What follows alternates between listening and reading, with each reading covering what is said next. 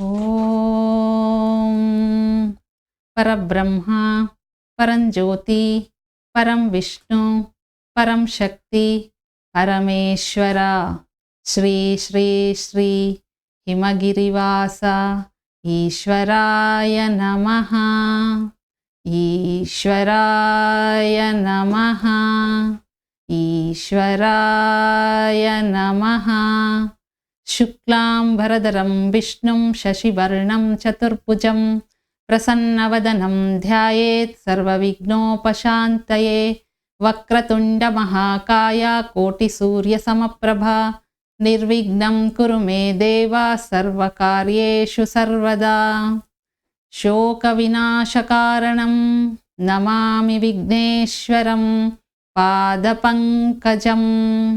ನಮಾಮಿ ವಿಘ್ನೇಶ್ವರಂ ಪಾದಪಂಕಜಂ.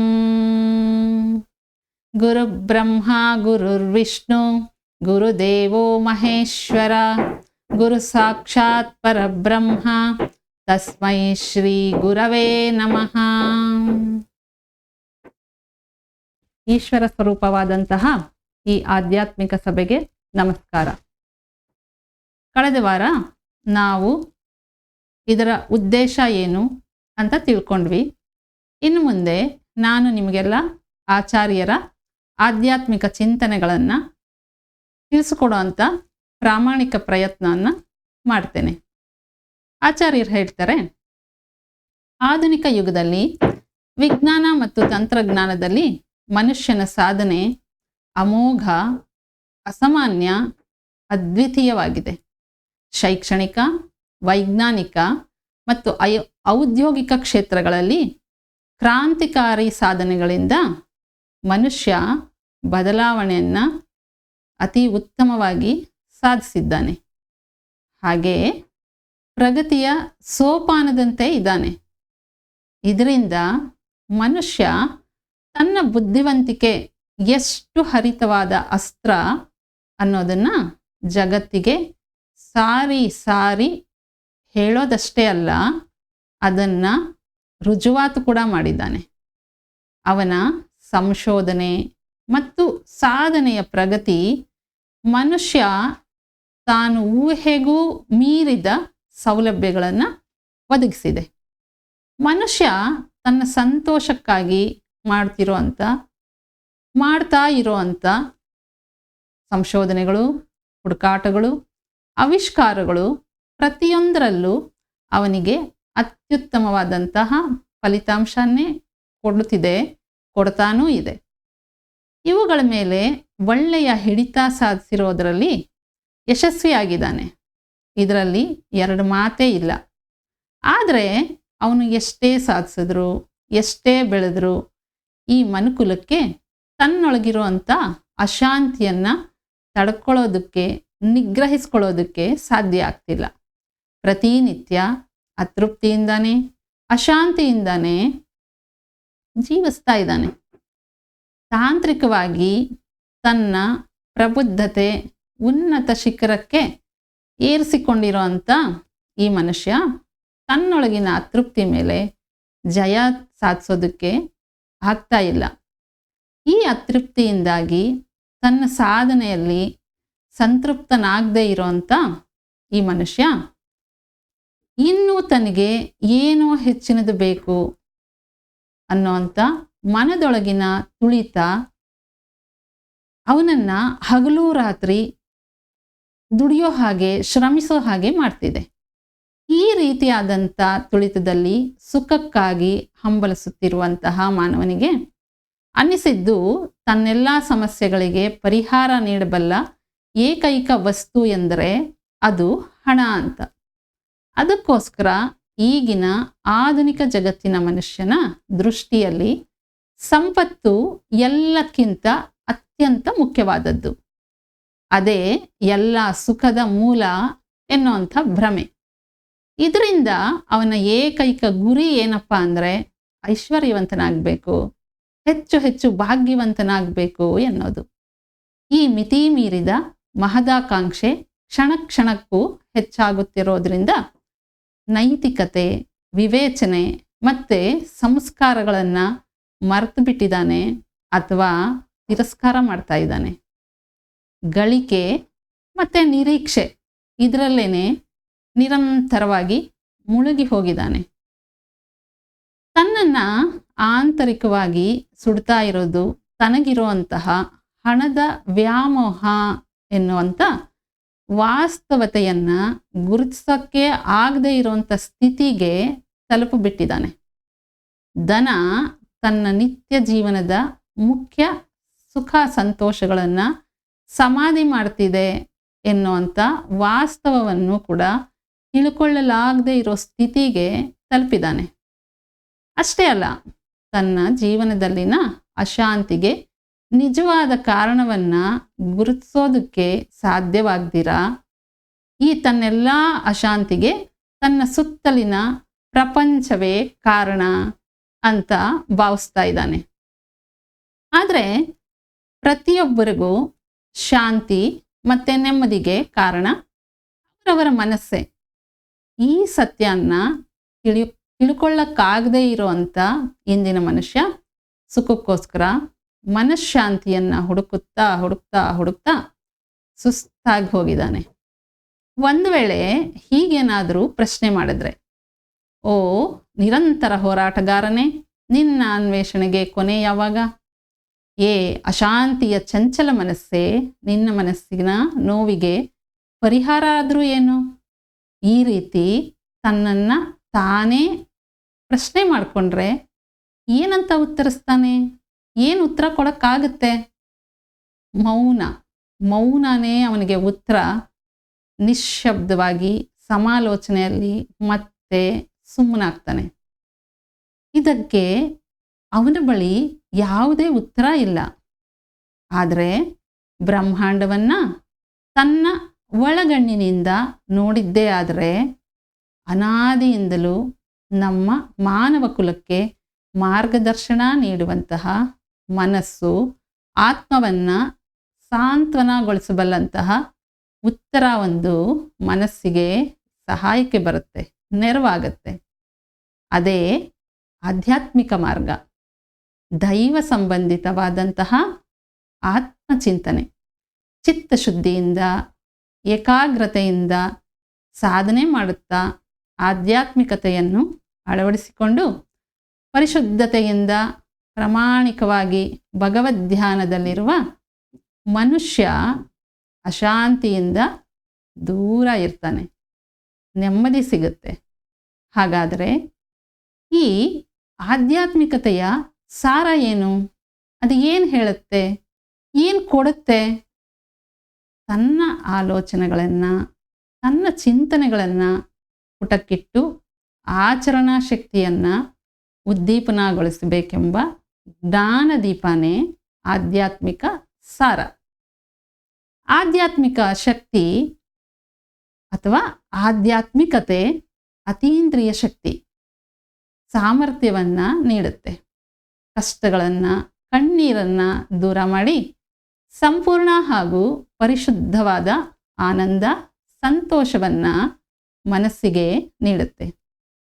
ನಿಜಾನಂದಾನುಭೂತಿಯನ್ನು ನೀಡಬಲ್ಲಂತಹ ಏಕೈಕ ಸಾಧನ ಅಂದರೆ ದೈವ ಧ್ಯಾನ. ಅಂತಹ ಆನಂದಾನುಭೂತಿಯನ್ನು ಸ್ವಂತ ಮಾಡಿಕೊಳ್ಳಬಲ್ಲ ಸಚ್ಚಿದಾನಂದ ಸ್ವರೂಪರೇ ಆನಂದ ಜ್ಞಾನದ ಸಂದರ್ಶಕರು. ಈ ಪದದ ನಿಜವಾದ ಅರ್ಥ ಏನು? ಸಚ್ಚಿದಾನಂದ ಸ್ಥಿತಿಯ ನಿಜವಾದ ರೂಪ ಯಾವುದು? ಸಂತೋಷ. ಇದಕ್ಕೆ ಏನಾದ್ರೂ ನಿಖರವಾದಂಥ ವ್ಯಾಖ್ಯಾನ ಇದೆಯೇ? ಸಂತೋಷದ ಬಗ್ಗೆ ತಿಳ್ಕೋಬೇಕಾದ್ರೆ ಅಥವಾ ತಿಳಿದುಕೊಳ್ಳೋದು ಯಾವಾಗ ಅಂದರೆ, ತಾನು ಸ್ವತಃ ಸಂತೋಷವನ್ನು ಹೊಂದಲು ನಿರಂತರವಾಗಿ ಪ್ರಯತ್ನಿಸೋದು ಮಾತ್ರ ಸಾಧ್ಯ. ಹಾಗೆಯೇ ಆ ಥರ ನಿರಂತರವಾದ ಪ್ರಯತ್ನದಲ್ಲಿ ಇರೋದು ಜೀವಿಗಳ ಸಾಮಾನ್ಯ ಸ್ವಭಾವ. ಈ ಸ್ವಭಾವ ನಿಸ್ಸಂದೇಹವಾಗಿ ಬುದ್ಧಿಜೀವಿಗಳಲ್ಲಿ ಹಾಗೆ ಸಾಮಾನ್ಯ ಮನುಷ್ಯರಿಗೂ ಕೂಡ ಅನ್ವಯ ಆಗುತ್ತೆ. ಈ ಸಂತೋಷದ ಅನುಭವ ಒಬ್ಬೊಬ್ಬರಲ್ಲಿ ಒಂದೊಂದು ವಿಧವಾಗಿರುತ್ತೆ, ವಿಭಿನ್ನ ಪ್ರಾಣಿಗಳಲ್ಲಿ ವಿಭಿನ್ನವಾಗಿರುತ್ತೆ. ಅದು ಅವರವರ ಮನೋಸ್ಥಿತಿಗೆ ತಕ್ಕಂತೆ ಇರುತ್ತೆ. ಯಾರಾದ್ರೂ ಸಂತೋಷ ಅನ್ನೋ ಪದನ ಸಂಪೂರ್ಣವಾಗಿ ಅರ್ಥ ಮಾಡ್ಕೊಳ್ಳ ಬಯಸಿದ್ರೆ ಜೀವನದ ಅತ್ಯಂತ ಸಂತೋಷದ ಅನುಭವಗಳನ್ನು ಹೊಂದಿರಲೇಬೇಕಾಗುತ್ತೆ. ಆ ರೀತಿ ಹೊಂದಬೇಕಾದ್ರೆ ಅವರು ಮುಖ್ಯವಾಗಿ ಈ ಅನಂತ ಬ್ರಹ್ಮಾಂಡದಲ್ಲಿ ತನ್ನ ಬಗ್ಗೆ ಹಾಗೂ ಅನಂತ ಸೃಷ್ಟಿಯ ಬಗ್ಗೆ ಸರಿಯಾದ ತಿಳುವಳಿಕೆಯನ್ನು ಹೊಂದಬೇಕು. ಅದು ಹೇಗಂದ್ರೆ, ಈ ಅನಂತ ಬ್ರಹ್ಮಾಂಡದಲ್ಲಿ, ಈ ಅನಂತ ಸೃಷ್ಟಿಯಲ್ಲಿ ತನ್ನನ್ನು ತಾನು ಸಮ್ಮಿಲನ ಮಾಡಿಕೊಳ್ಳೋದನ್ನ ಕಲಿಬೇಕು. ಅದನ್ನು ಸ್ವತಃ ಅನುಭವಿಸಿದಾಗಲೇ ಜೀವನ ಅನ್ನೋ ಪದದ ಅರ್ಥ ತಿಳಿಯೋದು. ಈ ಅರ್ಥವನ್ನು ಕುರಿತು, ಬದುಕಿನ ರಹಸ್ಯಗಳನ್ನು ಕುರಿತು ನಾವು ತಿಳಿದುಕೊಂಡಿರೋದು ಅತೀ ಸ್ವಲ್ಪ. ಸೃಷ್ಟಿಯ ರಹಸ್ಯಗಳನ್ನು ತಿಳಿಯದ ಮತ್ತು ಜೀವನದ ಮೌಲ್ಯಗಳನ್ನು ಗುರುತಿಸೋದಕ್ಕೆ ಆಗದೇ ಇರೋವಂಥ ಮನುಷ್ಯರು ಸತ್ಯದ ಸ್ಥಿತಿಯನ್ನು ತಲುಪೋದಕ್ಕೆ ಸಾಧ್ಯ ಇಲ್ಲ. ಮನುಷ್ಯರು ಅವರ ಪರಿಪೂರ್ಣ ತಿಳುವಳಿಕೆ ಮತ್ತು ಅಸಂಬದ್ಧವಾದ ಆಲೋಚನೆಗಳೊಂದಿಗೆ ಅತ್ಯಮೂಲ್ಯವಾದ ವಿಷಯಗಳ ಬಗ್ಗೆ ಆಲೋಚನೆ ಮಾಡೋದ್ರಿಂದ ದೂರ ಇರಬಾರದು. ಸಕಲ ಚರಾಚರ ಸೃಷ್ಟಿಯಲ್ಲಿ ಮನುಷ್ಯ ಕೂಡ ಒಂದು ಭಾಗ ಆಗಿರೋದ್ರಿಂದ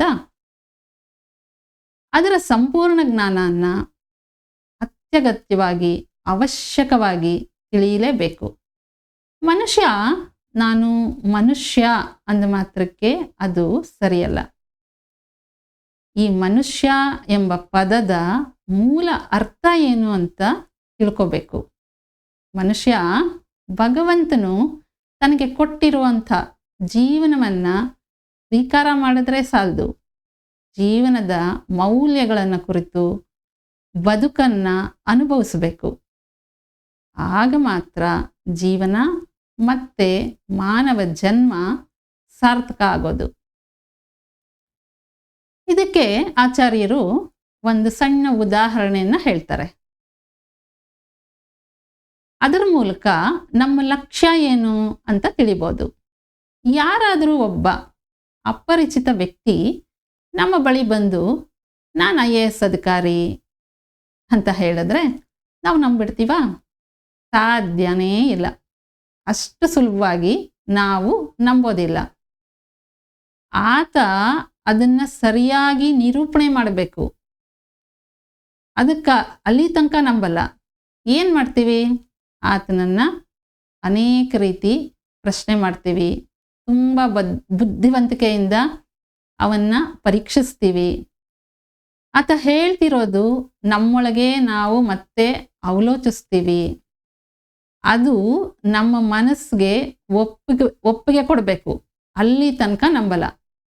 ಯಾವುದೋ ಒಬ್ಬ ವ್ಯಕ್ತಿಯ ವೃತ್ತಿ ವಿಷಯಕ್ಕೆ ಸಂಬಂಧಿಸಿದಂತೆ ನಂಬಬೇಕಾದ್ರೆ, ಇಷ್ಟೊಂದು ಪ್ರಾಮುಖ್ಯತೆ ಕೊಡೋದಾದರೆ, ಜೀವನದ ಮೌಲ್ಯಗಳಿಗೆ ಕೊಡಬೇಕಾದಂಥ ಬೆಲೆ ಎಷ್ಟು? ನಿರಂತರ ಉದಯಾಸ್ತಮಾನಗಳಿಂದ ಸಾಗುತ್ತಿರುವಂತಹ ಕಾಲಪ್ರವಾಹ ವಯಸ್ಸಿನ ಮೇಲೆ ಉದ್ರಿಕ್ತವಾಗಿ ಪ್ರವಹಿಸ್ತಾನೇ ಇರುತ್ತೆ. ನಾವು ನಮ್ಮ ನಿತ್ಯ ಜೀವನದಲ್ಲಿ ಕಾಲನ ದವಡೆಗೆ ಸಿಲುಕಿ ವೃದ್ಧಾಪ್ಯಕ್ಕೆ ಕಾಲಿಟ್ಟಂತ ಎಷ್ಟೋ ವೃದ್ಧರನ್ನ ನೋಡ್ತಾನೆ ಇರ್ತೀವಿ.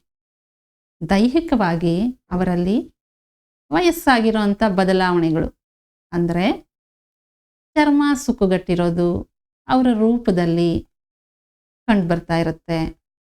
ಅವರ ದುರ್ಬಲವಾದಂಥ ಶರೀರದ ಅಂಗಾಂಗಗಳ ಮೂಲಕ ಸ್ಪಷ್ಟವಾಗಿ ನಮಗೆ ಕಾಣಿಸ್ತಾ ಇರುತ್ತೆ. ವಯಸ್ಸಾದಂತಹ ಎಷ್ಟೋ ವೃದ್ಧರು ಅಶಾಂತಿಯಿಂದ, ಅತೃಪ್ತಿಯಿಂದ ಇರ್ತಾರೆ. ಇದಕ್ಕೆ ಕಾರಣ ಅವರಲ್ಲಿ ಒಂದೆರಡು ಪ್ರಶ್ನೆಗಳು ಯಾವಾಗಲೂ ಕಾಡ್ತಾ ಇರುತ್ತೆ. ಅದೇನೆಂದರೆ, ಜೀವನದಲ್ಲಿ ಇಲ್ಲಿವರೆಗೆ ನಾನು ಸಾಧಿಸಿದ್ದಾದ್ರೂ ಏನು? ನಾನು ಏನನ್ನ ಸಂಪಾದನೆ ಮಾಡಿದ್ದೇನೆ? ಇದು ಅರ್ಥವಾಗದಂಥ ಸ್ಥಿತಿಗೆ ತಲುಪಿರುತ್ತೆ. ಒಂದು ಕಡೆ ಮುಗಿಯೋದಕ್ಕೆ ಸಿದ್ಧ ಆಗಿರೋಂಥ ಜೀವನ, ಇನ್ನೊಂದು ಕಡೆ ತಪ್ಪಿಸೋದಕ್ಕೆ ಸಾಧ್ಯನೇ ಇಲ್ಲ ಅನ್ನೋ ಸಾವಿನ ಬಗ್ಗೆ ವಿಪರೀತವಾದಂಥ ಭಯದಿಂದ ಅವರುಗಳು ನೋವು ಅನುಭವಿಸ್ತಾ ಇರ್ತಾರೆ. ಈ ರೀತಿಯ ನೋವು ಮನೋವ್ಯಾಕುಲತೆಗೆ ಗುರಿಯಾದ ಹೆಚ್ಚು ಮಂದಿ ಅವರ ಜೀವಿತಾವಧಿಯಲ್ಲಿ ಅತಿ ಮುಖ್ಯವಾದ ಸಮಯನ ತಮ್ಮ ಹಣ ಸಂಪಾದನೆಗೋಸ್ಕರ ಸ್ವಪ್ರಯೋಜನಕ್ಕಾಗಿ ವಿನಿಯೋಗಿಸಿರುವವರಾಗಿರ್ತಾರೆ. ಅವರ ಉದ್ದೇಶ ಮತ್ತು ಅಭಿಪ್ರಾಯಗಳ ಪ್ರಕಾರ ಜೀವನ ಎಂದರೆ ಏನು ಎಂಬ ಪ್ರಶ್ನೆ ಉದ್ಭವಿಸಿದರೆ ಅದು ಒಂದೇ ಗುರಿಯತ್ತ ಕೇಂದ್ರೀಕೃತವಾಗಿರುತ್ತದೆ. ಅದರ ಮೂಲ ಬಿಂದುವಿನ ಹೆಸರೇ ಧನ. ಜೀವನವೆಂದರೆ ಧನ ಸಂಪಾದನೆ. ಜೀವನದ ಅವಶ್ಯಕತೆಗಳಿಗೆ ಧನಕ್ಕೆ ಮಿಂಚಿದಂಥ ವಸ್ತು ಇನ್ನೊಂದಿಲ್ಲ. ವ್ಯಕ್ತಿಗತ ಸಂತೋಷಕ್ಕೆ, ಕೀರ್ತಿ ಪ್ರತಿಷ್ಠೆಗಳಿಗೆ, ಸಮೃದ್ಧಿಗೆ ಧನಾರ್ಜನೆಯೇ ಮೂಲ ಎನ್ನುವುದು ಹೆಚ್ಚು ಜನರ ಆಳವಾದಂತಹ ನಂಬಿಕೆ. ಅದಕ್ಕಾಗಿಯೇ ಎಷ್ಟೋ ಜನ ಧನ ಸಂಪಾದನೆಗೆ ಅಂತಾನೆ ತಮ್ಮ ಜೀವನನ ಮುಡುಪಾಗಿಟ್ಬಿಟ್ಟಿರ್ತಾರೆ. ಜೀವನದ ಮುಖ್ಯ ಗುರಿಯನ್ನು ಅರ್ಥಕೊಂಡೇ ಇರೋದಿಲ್ಲ. ಭಗವಂತನು ನಮಗೆ ಜೀವನವನ್ನು ಅಥವಾ ಮಾನವ ಜನ್ಮವನ್ನು ಪ್ರಸಾದಿಸಿರೋದರ ಹಿಂದೆ ಉದ್ದೇಶ ಏನು ಅಂತ ಅರ್ಥನೇ ಮಾಡ್ಕೊಂಡಿರಲ್ಲ. ಜೀವನ ಎನ್ನುವುದು ದೇವರು ಮನುಷ್ಯನಿಗೆ ಕೊಟ್ಟಿರುವ ಪರಿಪೂರ್ಣವಾದಂಥ ಸ್ವಾತಂತ್ರ್ಯ ಮತ್ತು ಅದ್ಭುತವಾದ ಅವಕಾಶ. ಆದರೆ ಈ ಸತ್ಯ ಎಷ್ಟು ಜನಕ್ಕೆ ತಿಳಿದಿದೆ? ಈ ಸದವಕಾಶದ ಸದುಪಯೋಗ ಎಷ್ಟು ಜನ ಮಾಡ್ಕೊಂಡಿದ್ದಾರೆ? ಈ ಬ್ರಹ್ಮಾಂಡ ದೇವರ ಸೃಷ್ಟಿಯ ಒಂದು ಅತ್ಯಂತ ಚಿಕ್ಕ ಭಾಗ. ಮನುಷ್ಯರ ಜೀವಿತಾವಧಿಯಲ್ಲಿ 3 ಮುಖ್ಯ ಭಾಗಗಳಿದೆ. ಅವು ಯಾವುದು ಅಂದರೆ ಜನನ, ಜೀವನ, ಮರಣ.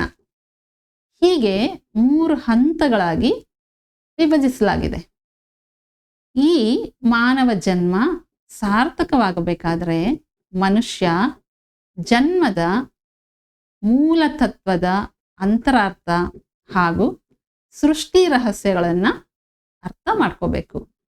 ಅದು ಹೇಗೆ ಅರ್ಥ ಆಗುತ್ತೆ ಅಂದರೆ ಅದನ್ನು ಹುಡುಕಾಡಬೇಕು. ಈ ರೀತಿ ಹುಡುಕಾಟನೇ ಸರ್ವಾಂತರ್ಯಾಮಿಯಾದ ಭಗವಂತನಲ್ಲಿ ಆತ್ಮಸಮರ್ಪಣೆ ಮಾಡೋದು. ಇಂತಹವರಿಗಾಗಿ ಆಚಾರ್ಯರು ಈ ರೀತಿಯಾಗಿ ಹೇಳ್ತಾರೆ: ಓ ಮನುಷ್ಯ, ನೀನು ನಿನ್ನ ಜನ್ಮದ ಪರಿಪೂರ್ಣತೆಯನ್ನು ಪಡಿಕೊಳ್ಳಬೇಕಾದರೆ ಪರಮಾತ್ಮನಲ್ಲಿ ನಿನ್ನ ಆತ್ಮನ್ನ ವಿಲೀನಗೊಳಿಸು. ಈ ಬಂಧನಗಳು, ವ್ಯಾಮೋಹಗಳು, ಈ ಶರೀರ ಭೂಮಿ ಮೇಲೆ ಇರುವವರೆಗೆ ಮಾತ್ರ. ಆದ್ದರಿಂದ ಆತ್ಮವನ್ನು ಅರಿತು ಆತ್ಮಜ್ಞಾನಿಯಾಗಿ ಪರಮಾತ್ಮನಲ್ಲಿ ಲೀನವಾಗುವುದಕ್ಕೆ ಬೇಕಾಗುವಂತಹ ಬದುಕನ್ನು ರೂಪಿಸ್ಕೋ. ಎಲ್ಲವನ್ನೂ ತ್ಯಜಿಸುವ ಅವಶ್ಯಕತೆ ಇಲ್ಲ. ಸಮಾಜವನ್ನು ಬಿಟ್ಟು ಎಲ್ಲೋ ಕಾಡಲ್ಲಿ ಒಂಟಿಯಾಗಿ ಕೂರಬೇಕಾಗಿಲ್ಲ. ಪ್ರತಿಯೊಬ್ಬರೂ ಕೂಡ ಕುಟುಂಬದಲ್ಲಿದ್ದು ತಮ್ಮ ತಮ್ಮ ಕರ್ತವ್ಯಗಳನ್ನು ನಿರ್ವಹಿಸುತ್ತಾ ಸಹಜವಾಗಿಯೇ, ಸಾಮಾನ್ಯವಾಗಿಯೇ ಆಧ್ಯಾತ್ಮಿಕ ಜ್ಞಾನವನ್ನು ಹೊಂದಬಹುದು. ನಮ್ಮಲ್ಲಿ ಅನೇಕರು ಈ ಪ್ರಪಂಚ ಸತ್ಯ ಅಲ್ಲ, ಇದೊಂದು ಭ್ರಮೆ ಅನ್ನೋ ತಪ್ಪು ಕಲ್ಪನೆಯಲ್ಲಿದ್ದಾರೆ. ಇವೆಲ್ಲ ಮಿಥ್ಯ ಬಂಧನಗಳು ಅನ್ನೋ ಭ್ರಮೆಯಿಂದ ಜೀವನವನ್ನು ದೂರ ಮಾಡಿಕೊಳ್ಳಬೇಕಾದಂತಹ ಅವಶ್ಯಕತೆ ಖಂಡಿತವಾಗಿಯೂ ಇಲ್ಲ. ದೇವರ ಧ್ಯಾನಕ್ಕಾಗಿ ಸಂಸಾರದ ಬಂಧನಗಳನ್ನು, ಜಂಜಾಟಗಳನ್ನು ಬಿಡಬೇಕಾದಂತಹ ಅವಶ್ಯಕತೆ ಇಲ್ಲ. ಸರ್ವಲೋಕಗಳನ್ನು ವಿನ್ಯಾಸ ಮಾಡಿದಂತಹ ಸರ್ವಜ್ಞನಾದ, ಸರ್ವವ್ಯಾಪಕನಾದ, ಸರ್ವಾಂತರ್ಯಾಮಿಯಾದ ಭಗವಂತನ ಸಾಕ್ಷಾತ್ಕಾರಕ್ಕೋಸ್ಕರ ಎಲ್ಲೆಲ್ಲೋ ಹುಡುಕುವಂತಹ ಅವಶ್ಯಕತೆಯೂ ಇಲ್ಲ. ಒಂದು ವೇಳೆ ಹಾಗೆ ಹುಡುಕೋದ್ರೆ ಸಿಕ್ಕೋದು ಇಲ್ಲ. ಹಾಗೆ ಮಾಡೋದ್ರಿಂದ ಯಾವುದೇ ರೀತಿಯ ಪ್ರಯೋಜನವೂ ಇಲ್ಲ. ಅದು ವ್ಯರ್ಥ ಪ್ರಯತ್ನ ಅಷ್ಟೆ. ಹಾಗಾಗಿ ಏನು ಮಾಡಬೇಕು? ಮನುಷ್ಯ ಒಮ್ಮೆ ತನ್ನ ಹೃದಯಾಂತರಾಳಕ್ಕೆ ಬಗ್ಗಿ ನೋಡಿದ್ರೆ ಸಾಕು. ಬ್ರಹ್ಮಾಂಡವೆಲ್ಲ ಅಥವಾ ಬ್ರಹ್ಮಾಂಡದಲ್ಲಿ ಎಲ್ಲೆಲ್ಲೋ ಹುಡುಕುವಂಥ ಅವಶ್ಯಕತೆ ಇಲ್ಲ ಅಂತ ಹೇಳ್ತಾರೆ ಆಚಾರ್ಯರು. ಓಂ ಸಹನಾ ಭವತು ಸಹನೌ ಭುನಕ್ತು ಸಹ ವೀರ್ಯಂ ಕರವಾವಹೈ ತೇಜಸ್ವಿನಾವಧೀತಮಸ್ತು ಮಾ ವಿದ್ವಿಷಾವಹೈ.